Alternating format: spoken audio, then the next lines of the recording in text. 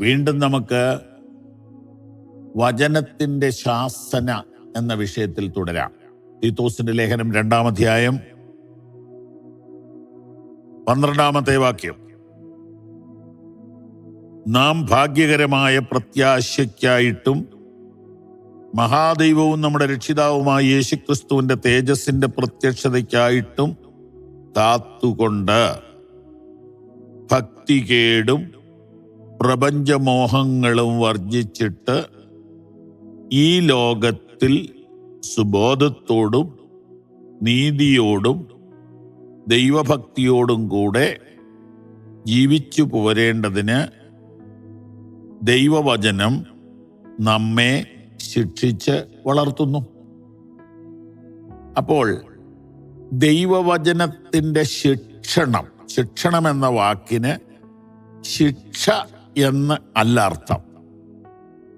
ശിക്ഷണം എന്ന വാക്കിന് ഡിസിപ്ലിൻ എന്നാണ് അർത്ഥം, അച്ചടക്കം.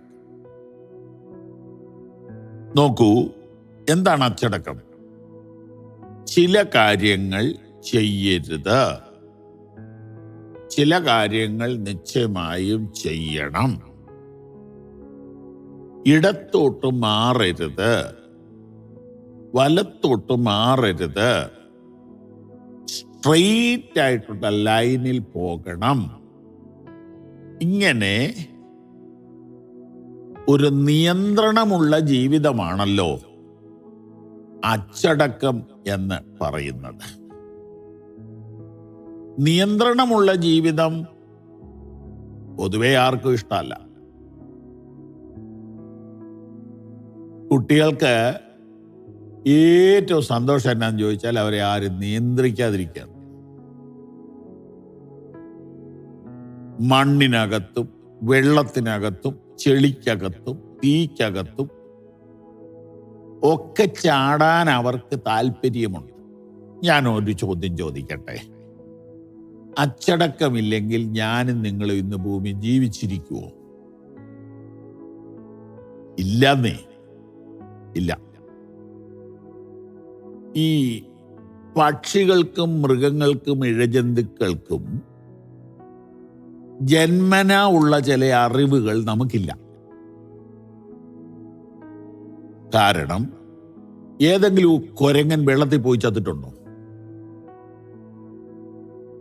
ഏതെങ്കിലും ഒരു ആട്ടുകുട്ടി വെള്ളത്തിൽ വീണ് ചത്തിട്ടുണ്ടോ?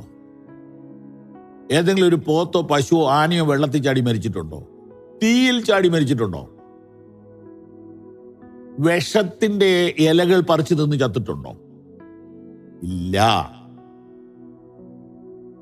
മനുഷ്യന്റെ കുഞ്ഞിനെ ശ്രദ്ധിച്ചില്ലെങ്കിൽ തീ പോയി ചാടും. എൻ്റെ അളിയൻ, എൻ്റെ വൈഫിന്റെ ബ്രദർ, കുട്ടിക്കാലത്ത് നെല്ല് പുഴുങ്ങുന്ന മിറ്റത്തെ വലിയ അടുപ്പിനകത്തെടുത്ത് ചാടി. നെല്ലൊക്കെ പുഴുങ്ങി ആ ചെമ്പ് അവിടുന്ന് എടുത്ത് മാറ്റി നെല്ല് ഉണങ്ങാനിട്ടാലും ആ തീ കെടുകയില്ല, ചാരം മൂടി കിടക്കും. എൻ്റെ പരിസരത്തോട്ടടുത്താ ചൂടാ. ഇന്നതൊന്നും ആളുകൾക്ക് അറിയില്ല, എല്ലാവരും അരി മേടിക്കല്ലേ. ഈ കുട്ടി 2 വയസ്സോ എന്തോ ഉള്ളപ്പോൾ ദൂരെ നോടി വന്ന ഒരൊറ്റ ചാട്ട അതിനകത്തോട്ട് ചാടി. കാല് മുഴുവൻ വെന്ത് തകർന്നുപോയി. അക്കാലത്തെ മാതാപിതാക്കൾക്ക് ഈ ചിപ്പിടി വിദ്യകളും നാടൻ മരുന്നും ഒക്കെ അറിയാവുന്നത് കൊണ്ട് പരിപാലനം കൊണ്ട് രക്ഷപ്പെടുത്തിയെടുത്തു. അദ്ദേഹം ഇപ്പം നല്ലൊരു ജോലിയിൽ വിദേശ രാജ്യത്ത് ജോലി ചെയ്യുന്നു. എൻ്റെ ചോദ്യം, നമ്മളൊക്കെ തീ ചാടാഞ്ഞത് നമ്മളെ ആരോ അച്ചടക്കം ചെയ്തത് കൊണ്ടാണ്. നമ്മൾ കനാലി വെള്ളത്തിൽ മുങ്ങി മരിച്ചു പോകാഞ്ഞത് നമ്മളെ ആരോ അച്ചടക്കം ചെയ്തതുകൊണ്ടാണ്. മനുഷ്യന് അച്ചടക്കം അനിവാര്യമാണ്. ഈ അച്ചടക്കം കുട്ടിക്കാലത്ത് മാത്രമേ മാതാപിതാക്കൾ തരുന്നുള്ളൂ. മരണം വരെ അച്ചടക്കം തരുന്നത് ഈ വചനമാണ്. ദൈവത്തിനോട് സ്തോത്രം പറഞ്ഞാണ്. വചനത്തിനായി സ്തോത്രം. വചനത്തിന്റെ അച്ചടക്കം കൊണ്ടാണ് നമ്മൾ ഇന്ന് ജീവിച്ചിരിക്കുന്നത്. വചനം നമ്മെ ഡിസിപ്ലിൻ ചെയ്തുകൊണ്ടാണ് നമ്മൾ ഇന്ന് സന്തോഷത്തോടെ ഇരിക്കുന്നത്. ഞാൻ ദൈവത്തെ സ്തുതിക്കുന്നു. എൻ്റെ ലൈഫിനെ മരുക്കിയെടുത്തത് ഈ വചനമാണ്. ഞാനിതിങ്ങനെ ഡെയിലി എല്ലാ ദിവസവും ക്ലാസ് എടുക്കുകയും പ്രസംഗിക്കുകയും ചെയ്യല്ലേ. പവർ വിഷനിലും പബ്ലിക് മീറ്റിങ്ങിലും ചർച്ചിലും ഒക്കെ ഇങ്ങനെ പ്രസംഗിക്കുമ്പോൾ ഉണ്ടല്ലോ, എൻ്റെ ജീവിതത്തെ ഇതിങ്ങനെ രൂപാന്തരപ്പെടുത്തിക്കൊണ്ടിരിക്കുക. എൻ്റെ ജീവിതത്തെ ഇതിങ്ങനെ രൂപാന്തരപ്പെടുത്തിക്കൊണ്ടിരിക്കുക. മുഴുവനായിട്ടും ആയില്ല, ആകാൻ വേണ്ടി കൊതിക്കുക. ദൈവത്തിന് സ്തോത്രം, ദൈവത്തിന് സ്തോത്രം, ദൈവത്തിന് സ്തോത്രം. പ്രിയപ്പെട്ടവരെ, വചനത്തിന്റെ അച്ചടക്കത്തിൽ ജീവിക്കാൻ ഭാഗ്യം കിട്ടിയവരാണ് നമ്മൾ.